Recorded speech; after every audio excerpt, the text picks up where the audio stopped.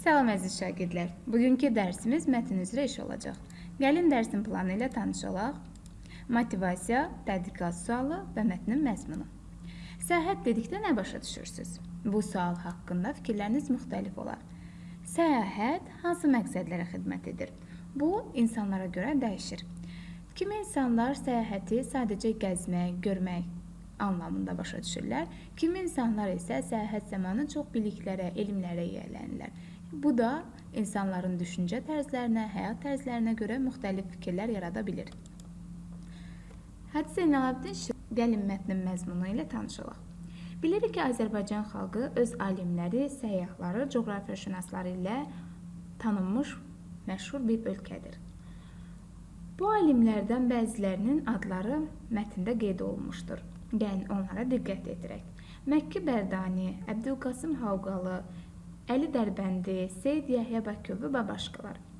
Belə alimlərdən biri də 18-ci əsrin sonu, 19-cu əsrin əvvəllərində yaşamış məşhur səyyah və coğrafiyaşünas Zeynalabdin Şirvanidir. Zeynalabdin Şirvani 1780-ci il avqust ayının 16-sında Azərbaycanın ən qədim mərkəzlərindən biri olan Şamaxı şəhərində anadan olmuşdur.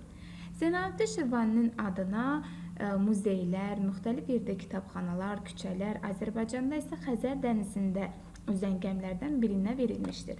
Atası Zeynalabdinin savadına, elminə, ciddi cəhdlə yiyələnməsinə, tərbiyəsinə, hətta xəttinin gözəlliyinə belə məmnun idi. O, oğlunun səyyahlığa olan meylini də duymuşdu. 17 yaşı olanda atası onu Şirvana yola salır. Səfər əsnasında onun qabiliyyəti, ədəbi və təmkini bir dərvişin xoşuna gəlir və bu hadisə haqqında mətndə belə bir məlumat qeyd olunur. Səfər zamanı Hacı Zeynalabdin Şirvanidən bir dərviş onun hardan gəlib hara getdiyini soruşur. O isə tələbə olduğunu, Kərbəladan gəlib Şirvana getdiyini bildirir. Şirvan sözünü eşidən dərviş üzündə bir təbəssüm duyulur.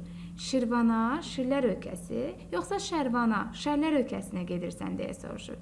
Zeynalabdin isə özünə məxsus bir təmkinlə o deyənin məqsəd, əqidə və tinətindən asılıdır. Şir əsillidirsə Şirvan, şər əsillidirsə Şərvan kimi yazacaq. Və bu sözlər dərvişin çox xoşuna gəlir.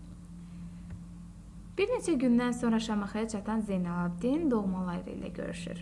Az sonra isə onun 37 illik səyahəti başlayacaq, dünyanın yarısından çoxunu gəzib dolaşacaqdı. Zeynalabdin Şirvani təkcə səyyah və coğrafiyaşünas olmamış, bir sıra elmi əsərlər yazmış, tarixçi, etnoqraf, ədib, şair və böyük İslam alimi olmuş.